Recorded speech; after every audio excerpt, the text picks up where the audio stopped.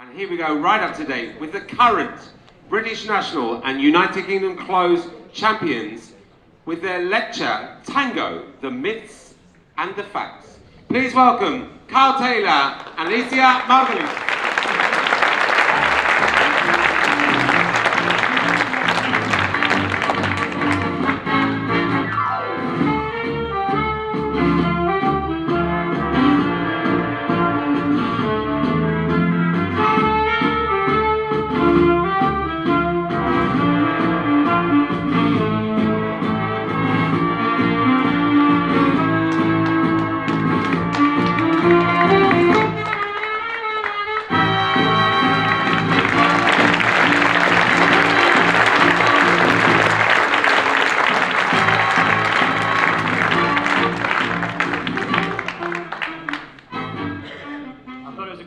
Start with some dancing?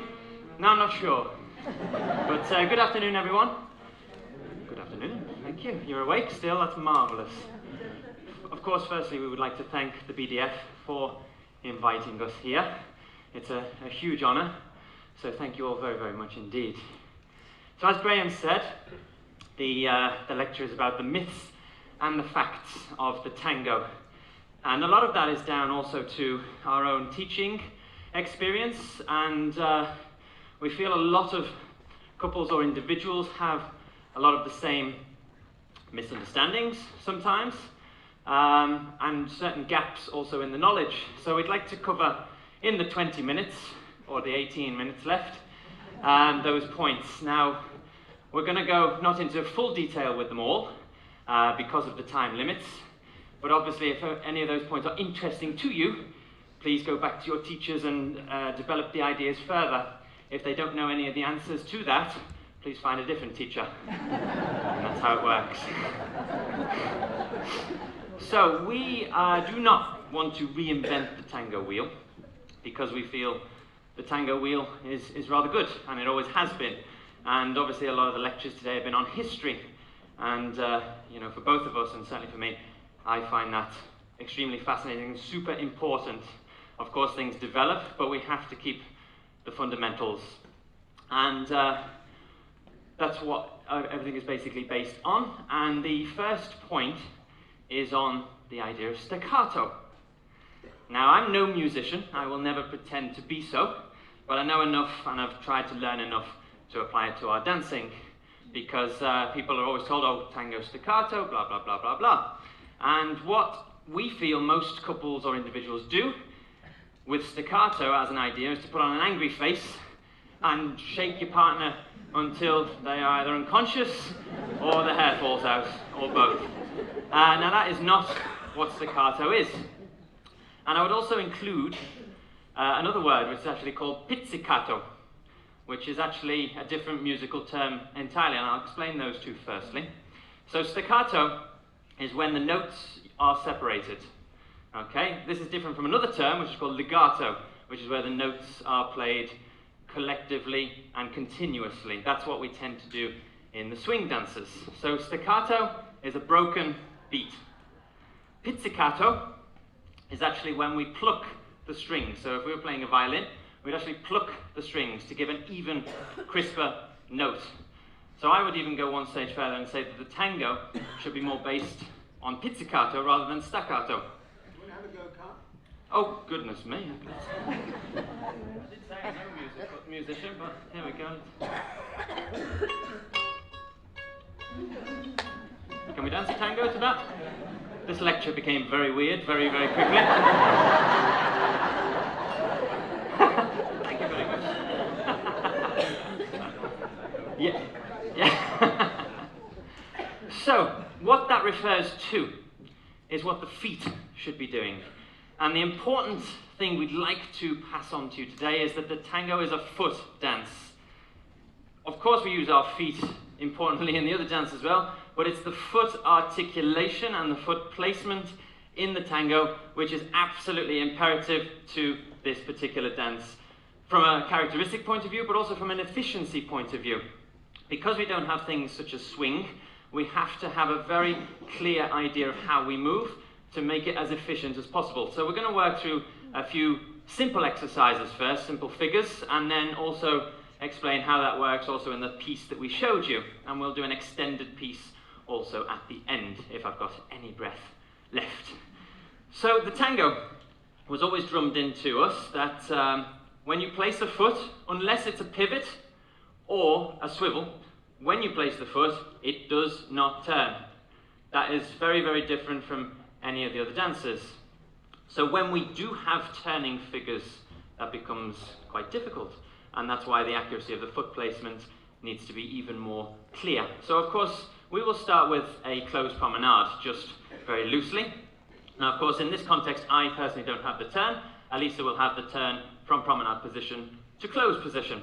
So what happens if you do it wrongly? I know that's very difficult, if you can do it wrongly. What happens very often is the girls or the followers, they don't articulate the third step.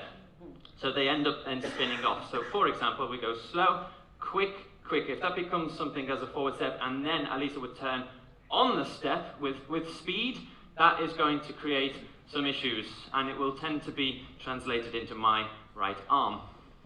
And we do not want that, especially on Saturday. So what will happen on the third step for Alisa is slow, quick, quick.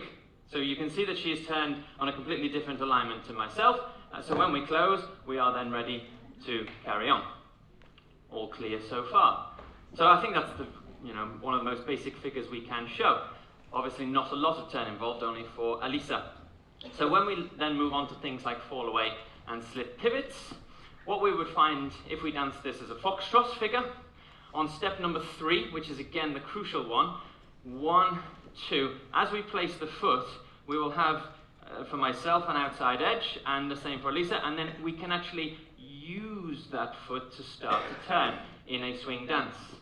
We are not allowed to, or we shouldn't, in the tango. So what we have to do is anticipate where the next figure is going to go, to again show this staccato motion. So what we should do, for Alisa on the inside of the turn, is to turn her foot inwards, and as you can see, mine is even slightly outwards. So normally it would be something like this, but that will then anticipate the pivot. So because the fourth step is a pivot, we are allowed to turn on it. But that's what gives it the staccato nature. Okay? And then of course when syncopations occur, we can do a syncopated variation of that, as we will do also a little bit later again. That tends to dilute this very clear foot placement. So, even if we dance the figure that we've just danced in slow motion, I have a very accurate turn to make to close myself now to Alisa. So my foot has completely turned inwards, which means that my body will follow very soon after. Of course, now we're going straight. Now again, it's my turn to change position. Alisa is still going forward. Now, Alisa has a pivot in our choreography here, so that's absolutely fine. But now, I have a problem. I want to go to my promenade position. Alisa is comfortably where she needs to be. I'm not. So my foot has to place in the correct position. I can't just spin and open out through that. Okay? So if we dance that a little bit quicker, also to save my voice, we'll dance it without the accuracy. So 1, 2, 3, 4, 5, 6, 7, 1. Now I'm already flying. And that is the crucial term, flying. We do not want any body flight in the tango. And this is why the foot placement and the accuracy is so important. So if we try this again, I will make the very clear turn now. And now. And now. And you can see the crisp, I hope,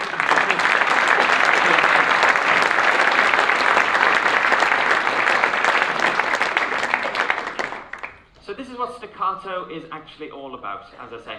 It's how we place the foot. So we have to treat our feet like my attempt at playing the violin. We have to place the foot into the position, whichever that may be. And then, of course, if there is a pivot to make or a heel turn, which is also classed as a type of pivot, then we're allowed to turn around that point. So that's point number 1. As I say, you can go away to some of your very knowledgeable teachers and delve in deeper to that one. The next point is connected to pulling, or pull power. So I'm sure all of you in here have been told, and certainly those dancing as lady or follower, not to pull your partner.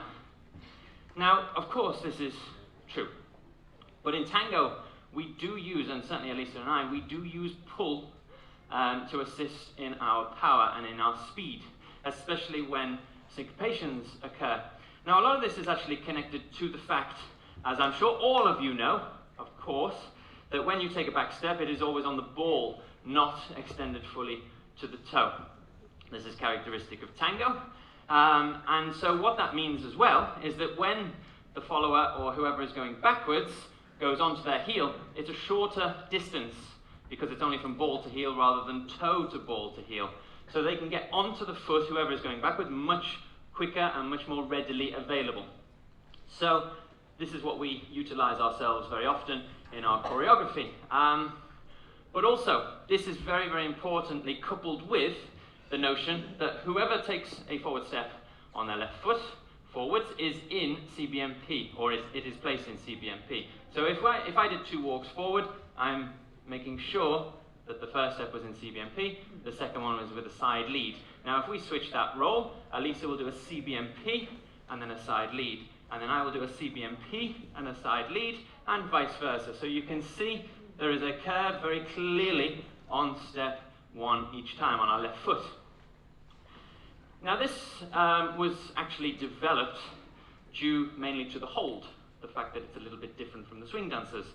But it's a happy accident that this enables us to do more power, because what it does, instead of, for example, myself putting my energy directly through Alisa, it enables me to direct and deflect the energy around her. So I can actually put more energy through into the step, and Alisa can also have this healthy pull onto the ball heel, but because of the CBM, whatever happens, the energy is always deflected. So it's never directing through one another. Now we see this very often on the competition floor, where, especially when fallaways are concerned, or outside swivels, anything turning to the left, certainly those dancing as leader, they charge directly down the floor. And of course that Winter Gardens ballroom over there encourages that sort of misbehavior because of the length. You see the end, we've all been there of course, and you want to attack. Now the idea is, yes, you will get there, but you will attack in a more rotary fashion. So even in our example that we gave from our back check into promenade position, we then have a syncopated fall away here. So I'm not going to attack Alisa, because as you can see, it immediately puts pressure on her. And again, that will be directed and translated into my right arm. So it's for purely selfish reasons why I try to behave myself. So from the back check, promenade, into the side cross, I deflect that energy away from her, okay? Which is what enables also, as I mentioned, Alisa to pull into the space. Of course, as long as this is timed correctly, you should be fine. Because this also leads on to the fact, which we don't want to go into too much detail now in the 20 minutes that we had, on the fact that we have a very clear middle balance when we dance tango, as opposed to something which flies through. So even if Alisa was ever to be slightly early, she would be able to collect her weight immediately. So my right arm would be saved. Okay? So yeah, there are many benefits of the tango accuracy and the tango action, which enables efficiency. And I'm sure for those who are still competing and have competed, the tango is always the one which kills you when it's gone wrong or when it is going wrong. And this is the reason why. There's just far too much at stake, far too much power to deal with, but if you have the correct mechanics of the understandings of the ball heel when going backwards, also the CBMP when going forwards, and what we mentioned already about the staccato foot placements or the pizzicato foot placements, you should feel a very, very big difference in your efficiency levels without losing any of the power. Okay? And the third and final myth, if you want to call it, is a controversial one, I would say, and that's connected to rise and fall. Because, of course, it was always drummed in, no rise and fall in tango, no rise and fall at all. Now, as I said, we're not reinventing the wheel. So, yes, there is no true rise and fall. There is no foot rise, so to speak of.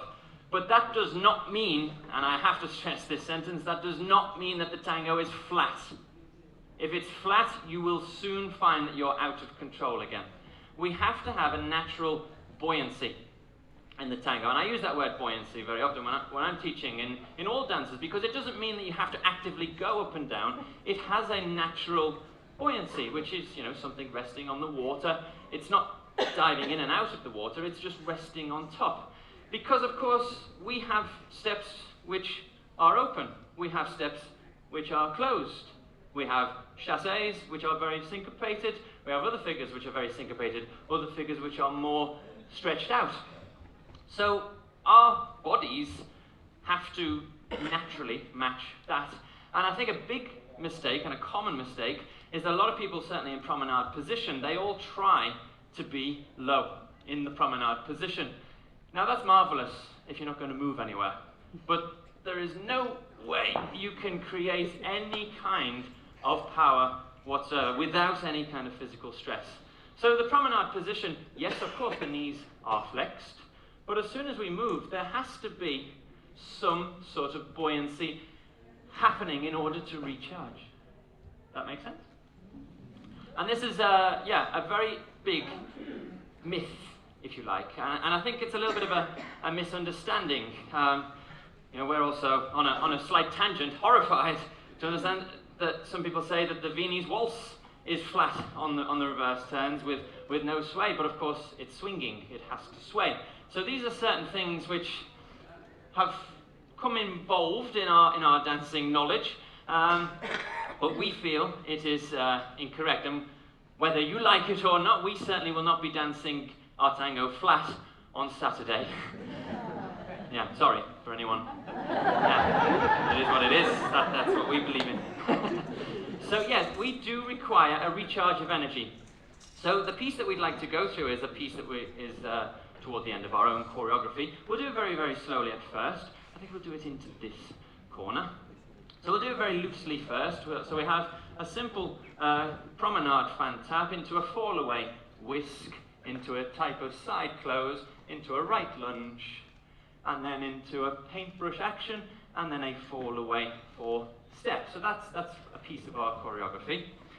Now, if we were to dance that flat, also with no sway, that's another topic for another day.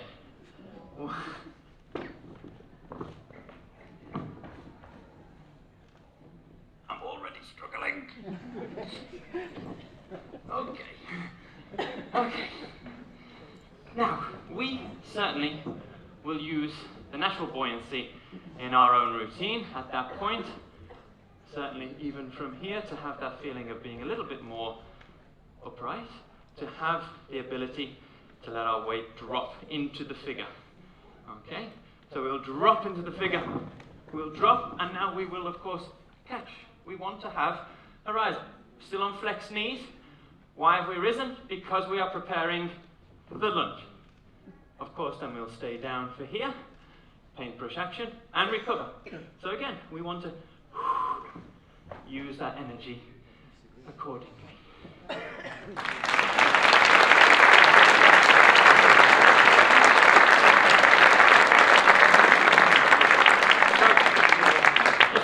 Class that as rise and fall, so be it. We don't class that as rise and fall. It's not an actual rise or an actual fall, but I use that word again, it has a buoyancy connected to it. And obviously last night, watching the North of England especially, very, very tough competition, also the senior ballroom, an extremely tough competition. I would say a little bit of buoyancy may have helped on occasion. And we're going to hopefully rely on that ourselves on Saturday. So we'd like to put those two pieces, our start piece and also that piece together, just to conclude. But thank you all, because we are on time, aren't we? Just about? Yes, good. We'd like to thank you all for being here, and again, thank you to the BDF for putting on this wonderful event.